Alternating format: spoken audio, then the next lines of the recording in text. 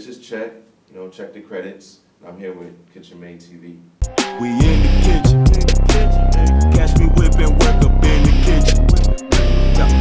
Then she twerk up in the kitchen. I'ma give her what she want up in the kitchen. Right. So we here, tapped in with that boy. Check the credits. Yes, sir. Yes, sir. What's up, man? How you doing, man? All right. Living good. Doing good. All right. So for people that don't know, Check the Credits, videographer extraordinaire, one of the hottest. I don't know if you say just in the city because you everywhere. I'm all right. I'm all right. You know what I'm saying? So how you get started in I guess shooting music videos and stuff? Well, long story short, two artists, you know what I'm saying, is really good friends of mine. My brothers, Restless and Restless J. Okay. I was producing a lot for them, and they had pretty good video content, but I just felt like something sparked, and it was just, I felt like I could just direct good music videos. You know what I mean? And I'm a movie buff, so I'm really big on movies, and I grabbed the camera. It was really a trade, like I give you this camera for a beat.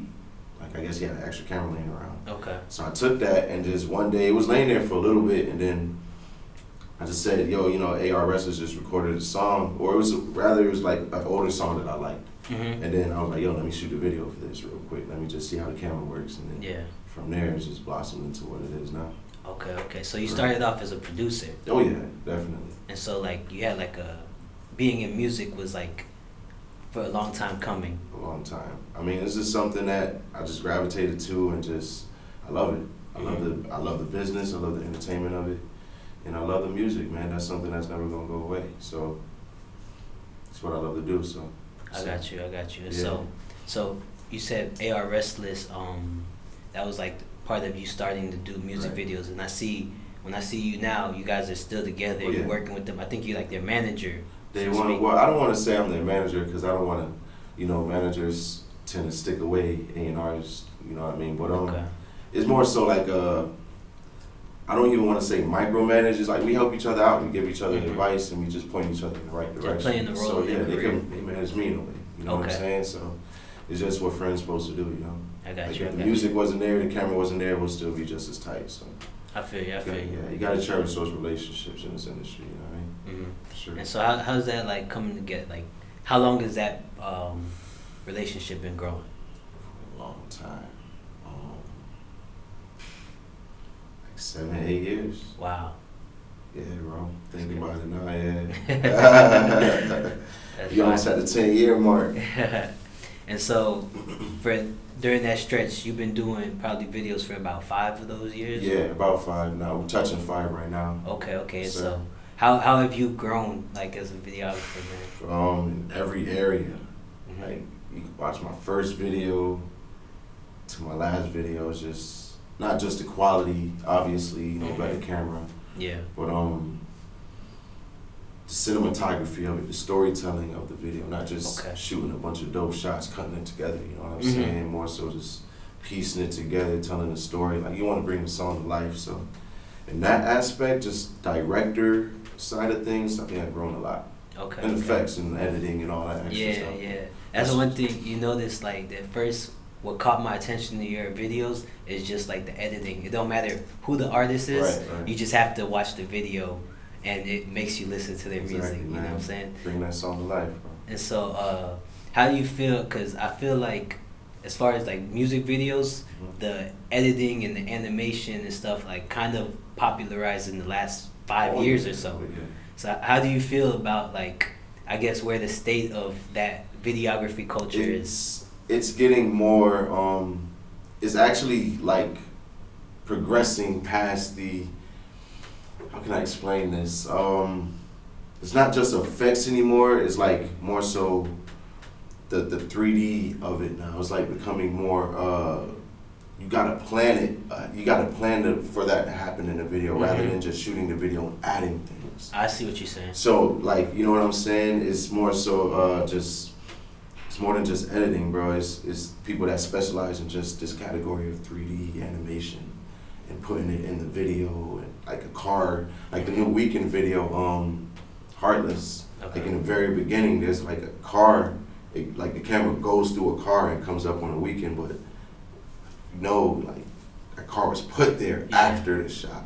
Okay. They probably had the mind to put that car there and I editing and post production. So it's leveled up from just adding it in there afterwards to really like this is what we want to do.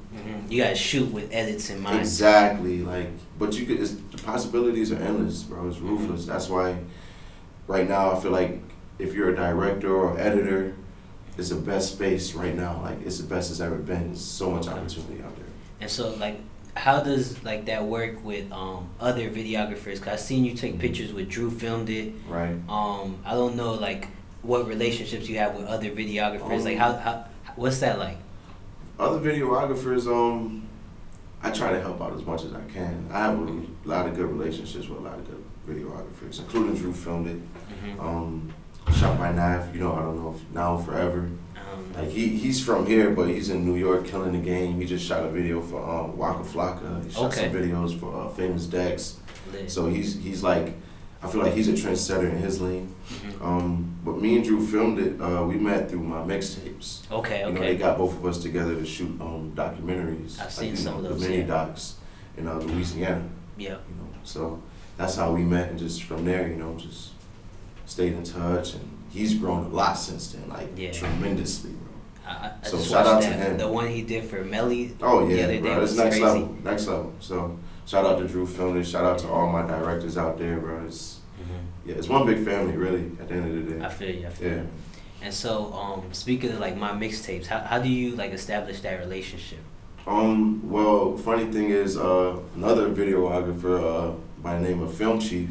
Okay. You know what I'm saying? Me and him kind of, were cool. So I guess they hit him up, and then I guess he was busy, or he was tied into another project. So he shot in my direction, and David, who's a good friend of mine now, he's like a manager over there at MyMixtapes, and he called me like at 3, 4 in the morning, bro. But I be up at those hours because I like to edit. My alarm goes off at 4 a.m. to wake up. You know what I mean? So I was up working when he hit me. He was like, "Hey, you up already?" So I think that kind of gained his attention. Like he's working right now. So and then from there they flew me out. First stop was Jacksonville. We linked up with Julio. Yep. You know what I mean? And then came back around to the Louisiana trip. They flew me out there. And just from there, we just kept going and going. That's what's up, man. Yes, sir. So that's crazy because I remember like watching at that time, and I was like, I was becoming like a fan of your work. Right. And I seen you with MyMixtape. I was like, damn, he's tied in with them. But it's crazy now seeing that was like the start of that relationship and stuff. That's why you can't be sleeping out here. I tell people all the time, like, I feel like the best opportunities are gonna come 4 to 8 a.m. The best ideas are gonna come to you around that time. I just think there's just a huge benefit of just being up and active, not just laying in bed at it, just up and active. You know what I'm saying? Yeah, definitely. No, that's crazy. Cause anytime I post something like at 6 in the morning or 7, you're always the first person to like it. So I do notice that you are up. That's crazy. So like growing outside, because you had AR Restless, and I know Restless J as well. But as far as like shooting videos for other artists, how did that come to part? And I wanted to ask you, like on behalf of maybe some upcoming videographers that's watching this, do you start off shooting free music videos a lot, or what do you find that balance of when you start charging? Well, for AR and Arjay, the videos are always free to this day. I don't have to pay a dime. Yeah. Just those two. Yeah. But actually the first person to pay me for a video was Arjay. But outside of that, it was Cologne. Shout out to Cologne. He's in LA right now doing this thing. I don't know if exactly LA, but he's on the West Coast. And I showed him a video I shot for. It was like my 3rd video I shot. Obviously it was for free. Yeah. But he came for beats because he's working on the tape. I'm still making beats at this time, like heavy. You know what I mean? Yeah. And he was we came over to my apartment and we was just listening to beats. I was like, yo, let me show you this video I just shot. I'm still like little. And he was like, yo, that's dope, let's shoot one, how much? Yeah. And then just snowball effect. I got you. You know what I'm saying? Like the more product you put out there, and it was in demand, I think, too, at the time, you know. Okay. And one thing I did do, I think that really, really, really helped me and really catapulted me, I guess, is I was fans of I was a fan of Massacre work, and Okay. legit looks as far as Central Florida goes. I wasn't really tuned into anybody else. I think Tory Lanez, videographer, was really dope to me, and I saw what they did, and I just kind of chose what I wanted, and then just me being a movie buff, Yeah. angles was already there. Like, it was just, that's in you, I feel. I got you you. know what I'm saying? And just compiled it and made sure my videos didn't look like anybody else's. I was just transitioning different. At the time, a lot of people wasn't into transitions like that. So I was taking like travel videos was like the pioneers of transitioning. Still to this day, they're like, What do you mean travel videos? like you know, you have Sam Coder, who's like, look him up on YouTube. He's Okay. a great videographer, but it's more so travel videos. You know what I'm saying? And Like those- showing like his trips and stuff. right, exactly. And just those videos there. There's a video. It's not coming to my head right now, but it's like the GOAT of all travel videos. And but they're the pioneers of transitioning. Okay. Like, I feel like if you're a videographer, you want to understand how to transition more, like a little bit better, rather than just chopping, adding effects on it. Yeah. Watch travel videos, because Okay. it's seamless. Like, it's just That's moving. a gem right there. Right. And you just want to so I picked that apart and I started putting that in music videos, and it just added a different element to what a lot of people was used to, I guess. You know, so just kept it going, kept getting better with it. It is what it is now. I feel you. Yeah, definitely. So, where do you see yourself going now? That's from this point. More movies. I just upgraded the camera, so now I feel like the quality of what I wanted it to be. I could have shot a short film with the Sony, but which is still good. But just I felt like, again, me being a movie buff and watching Netflix all the time, Yeah. I wanted to see my movies like I seen theirs. I see. You know what I'm saying? So that's just, that's just me. So 2020, a lot of short films. I already got one being written out, another one being put together, and then from that, it's gonna graduate to movies. You know what I'm saying? Okay. It's funny when you say like you watch Netflix a lot. I wonder what's that like from the perspective of a videographer. Like, would it be like I watch annoying? more movies than music videos. Would it be annoying to people with you because you be just watching it and then you like pointing out what type of like I try certain not to things do they that. do? I know my girlfriend hates me. You know what Yeah. I'm saying? Shout out Kamo. You guys know where this came from. Yeah. It happens a lot. Like, you know what I'm saying? Like, there's this movie that it comes out. What's the name of it? The Irishman. Okay. Like, they made Danny DeVito look 40. He's like 60, 70 years old. So it's just little things like, just production. I know when it's a green screen, you can just tell. Yeah. As opposed to real life and green screen. So it's just I think everybody, once you start editing for a while, you kind of just start noticing things. I got you. Yeah.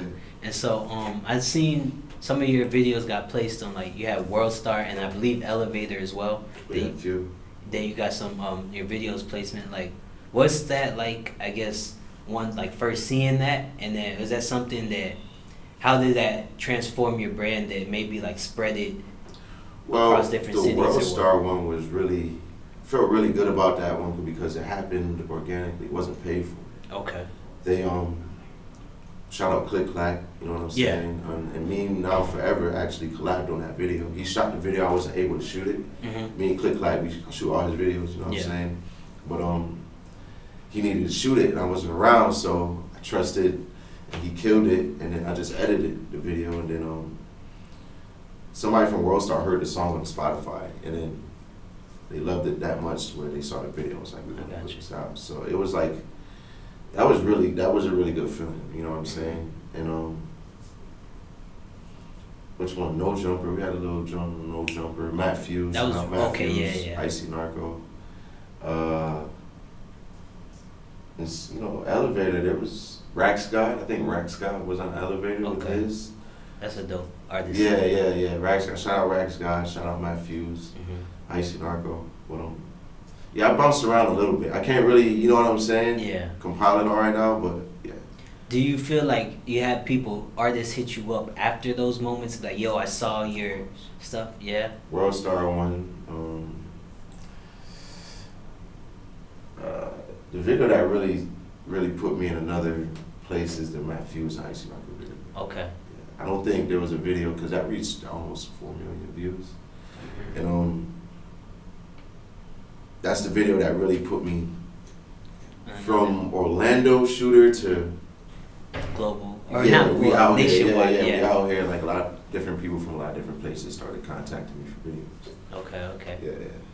And so, Matthews, the artist, I've been like watching and stuff. Oh, yeah, he's dope. I met him I seen him from the first. There was a video you did where something with the roof that you did on the edit. I can't remember. It was like a house. This was about a year ago. I can't remember what video. We matched on like 5 videos. But it only dropped 2.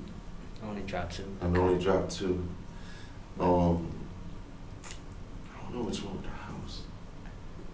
I can't think of it, but I wanted to point out that's one dope artist, but I want to ask you, like, who are some upcoming artists that excite you, like even whether it's just working with or right. that you see the talent in them that you know they might be up next that maybe people aren't paying attention to yet? There's a lot, bro.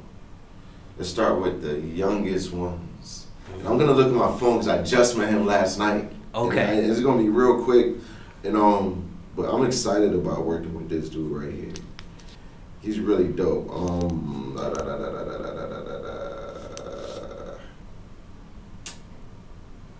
Showtime Mike. Showtime Mike. He's 15 years old, and he's really dope. Yachty on the track.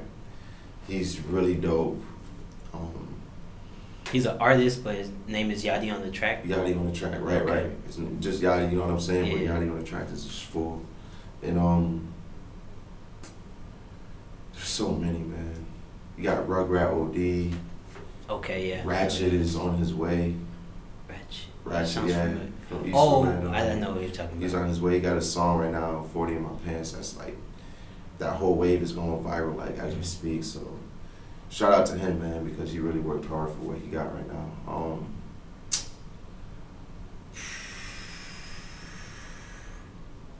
There's so many. I don't want to leave nobody out, but you know what I'm saying? And you got some guys in Daytona that I feel like once the right ear, once the right ear and the right person that wants to get involved hears this music coming out of Daytona, they're gonna go off in their own way. Like, what kind of sound?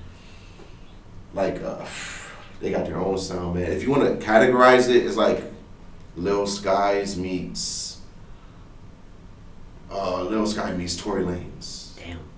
You know what I'm saying? Yeah. Like, if you really want to, like, kind of, I hate boxing things in. No, but just in general. Yeah, just in general, that's what you're gonna get. Commercial music, really dope vibes. Shout out Cray, he's artist out there. Brian Hefner, Leak, he's like a producer. And that's another thing. A lot of those guys make their own beats, like, and just record themselves. So it's, when that wave gets crazy, it's gonna be a problem. I'm telling you right now, for sure. So those guys out there got something going. I feel. So how do you feel about, I know, like, we talking about the creative side of it, but business-wise, like just the music business, the industry, I'm sure at some point you starting to hear from labels for artists and stuff. Like, how has that become, like, dealing with industry stuff or whatever? It happened a few times. One with Matthews and Icy Narco, that was a label situation. Okay. They had a nice little budget, you know what I'm saying? I worked with OG Booby Black, and then I did a few things for him. A few people, a few A&Rs hit me up and do things, but that can get tricky, because my biggest thing is, and it happens with not only videographers, it happens with artists, producers. Yeah. You don't want to be too, I don't want to say thirsty. Always be ambitious. Always look to be greater, but like, don't take a bigger plate when you got food on your plate already. Like, and if you do, make sure it's a smart decision. Make sure don't get stuck. You know what I mean? And important not for that situation take you out of your element, because you being in your element is what got you in that situation. I feel you. You understand what I'm saying? So I feel like a lot of situations that come up too early, you know what I mean? Because it could be jumping the gun. Like, Yeah. somebody can see you. It may be a good look. It may be a good clout move. Yeah. But it's not the best move. I feel you. You understand what I'm saying? And that's what I'm about. So, yeah. Make sure you're making the right decisions at all times. Yeah. For sure. Did you feel like, did you have to deal with them like kind of micromanaging any situations, like as far as the shoots, or like on the label side?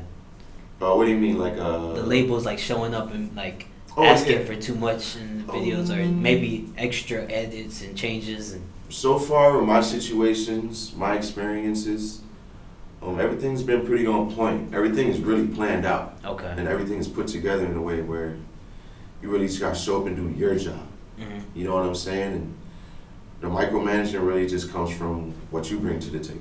Mm-hmm. You know, so outside of that, I've never had any issues as Okay. far as that goes. Maybe it'll pop up in the future, I'm pretty sure. Yeah. You know, but not yet. Okay. Okay. Yeah. You said something about like the clout moves, right? And so I want to like, there's a balance, and even I have to deal Of with. course. How do you determine, like, one, you built a brand, Mhm. and maybe you see dope artists that you're used to being tied to the Chekthecredits brand, Right. and say this guy from down the street, trash, but he got a bag for you. How do you go about whether or not you want to shoot that?